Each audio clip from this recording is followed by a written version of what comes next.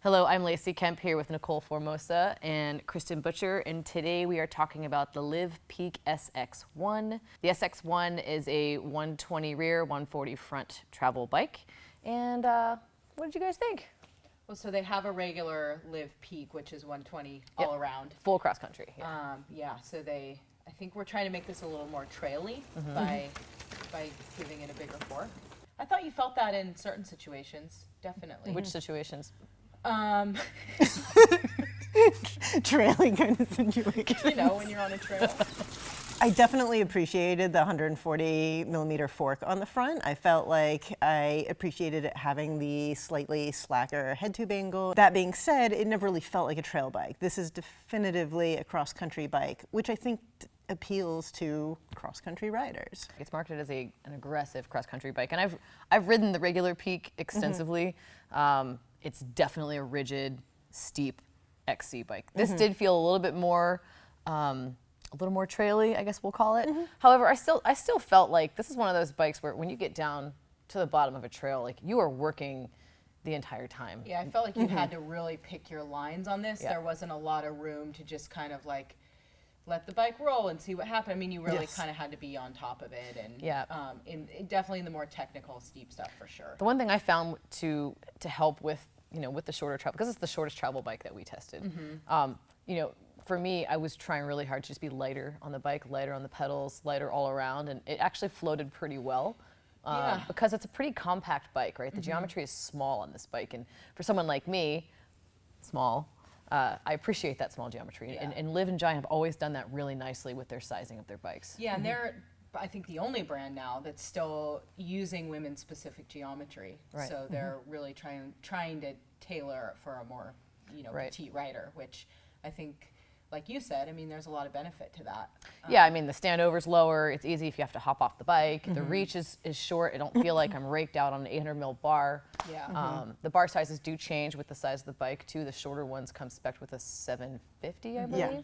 And the medium and larges are in a 780, yeah, which is really quite a bit different. But to what you were saying, I mean, I felt like this bike was really maneuverable, really easy to move around because of its compact geometry. And on the sort of slow speed technical sections of like the top of that flow trail, I felt like I got sort of like up and over some of that stuff a lot easier on this bike than other ones. I think because it was so easy to just kind of like float up and over. And Well, because it's so short too, you can get so your body short. over the front of the bike, which makes a big definitely. difference. So I really appreciated that. What do you guys think about climbing in general with the bike? Climbing, I felt like it did a pretty good job. I mean, this is definitely the arena where this bike excels in, is climbing. And so when we were on fire roads, this was my favorite bike to climb up a fire road. And it has the GX Eagle too, which is great. Yeah, which is absolutely, I had that fallout gear, which I always need because my legs will always be from Florida. But I felt like that also showed itself on the more technical climbs. Climbing, I was having a little bit of trouble getting I would climb with the shock open, and I felt I was a little low in the travel, and then I'd close it, lock it, and I was maybe losing some traction. So it's kind of hard for me in the steeper technical bits to really feel super comfortable. And sorry, go ahead. Oh, something else I really appreciated this year is that they upgraded to the Maxxis high rollers. Yeah. And that was a really Awesome big tire spec improvement. for sure. One thing that I think we all kind of struggled with on this bike was the dropper post. Yes.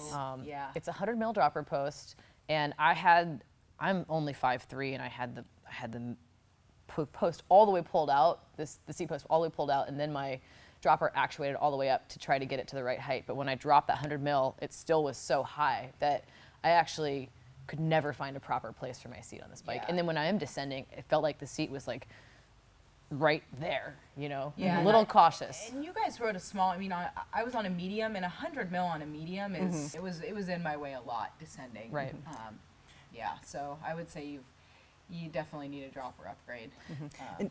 Being 5'4", I started off on the small and actually bumped up to the medium where I was much more comfortable. So I think that's something, this is definitely one of those bikes that's good to throw a leg over Try it before out. you walk out the door with it. And so we're looking at $3,700 for our price tag, which is Pretty good. pretty good, right? That's on the lower end of all the bikes we've tested. You're getting GX Eagle, you're getting the high rollers, it's nice RockShox totally suspension. Yep, and you're getting a dropper post, even though it could be a little longer. It is a full aluminum frame, and I feel like at 3,700, you're kind of getting into that territory where you sort of have to make the decision, like, because for that price range, you can probably get a carbon frame with maybe lower spec, and you sort of have to make that decision. Yeah.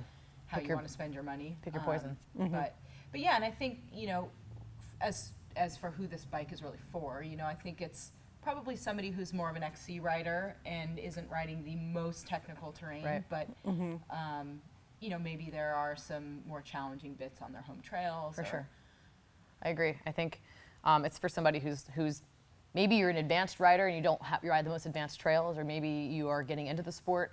I think Liv is a great brand to help bring more women into the sport, and I do Definitely. want to applaud them for Yeah. really continuing to stick to that. Definitely. Yeah. Well, that's all for this bike. This is the Liv Pique SX1.